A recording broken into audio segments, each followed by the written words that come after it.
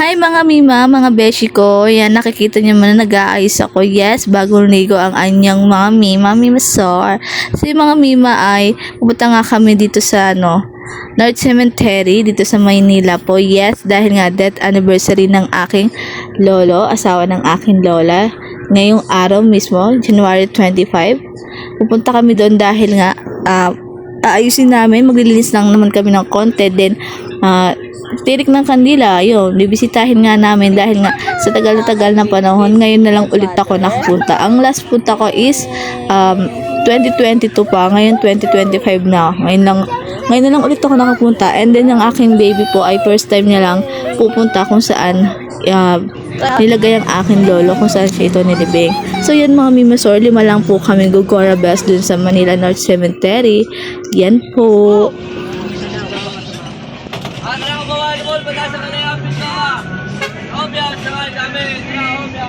So yun nga, update ko na lang kayo mga Mimasor dahil sasakay pa nga kami ng isang sasakyan. Pakya po ang sasakyan namin para makababa kami kung saan kami sasakay ng North Cemetery. Yan mga Mimasor, update ko kayo kasi nandito nga kami sa bus. So yun nga mga Mimasor, ayan, for the cute ang atin nyo. Eto na nga, nandito na nga kami sa Manila North Cemetery. Ayan po, nakikita nyo ang kanilang pwesto sa mga flowers nila, ang kanilang dangwa. And po, nakakabili na po kami ng flowers dyan, update ko kayo. At papasok na nga kami sa loob para puntahan yung puntod ng aking lolo. Actually, marami po sila doon, kaya marami po ang flowers na dala po ng aking pinsan. Ayan po, at bumili na rin kami ng mga konting pagkain, yan, for dangat-ngat lang doon habang naglilinis at magdadasal din ang aking grandmother doon. So yan mga Mima, update lang po, nandito na nga po kami kung saan nakalibing ang aking lolo. Apat or 5 po sila dyan sa puntod na yan. Dahil nga ang kapatid ni Nana ay nasa baba na. Then yung asawa ng kapatid ni Nana is yun sa tuktok kung saan yung pinsan kong makulit naglilinis ng lapidha.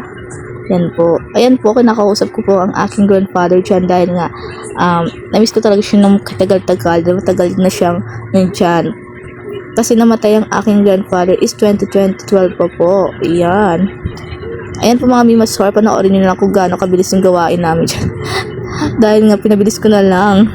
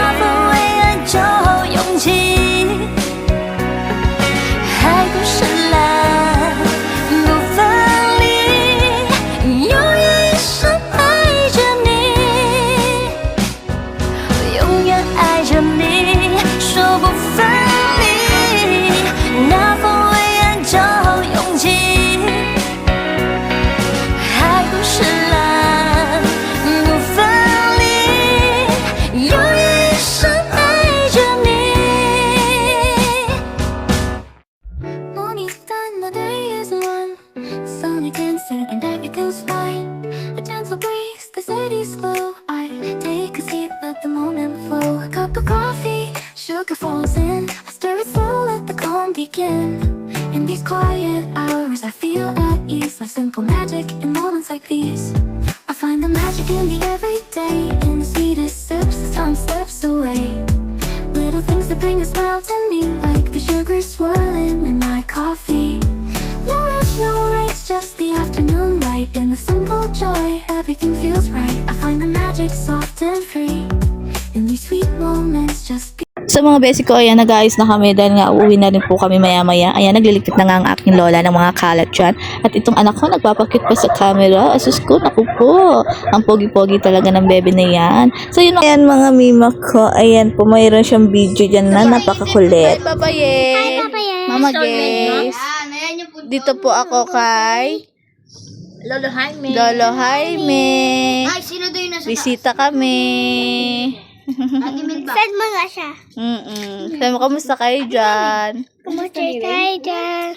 Miss si Mama Gays sa Papaye. Sa mama gusto ko kayo. Wala ka ng load, di ba?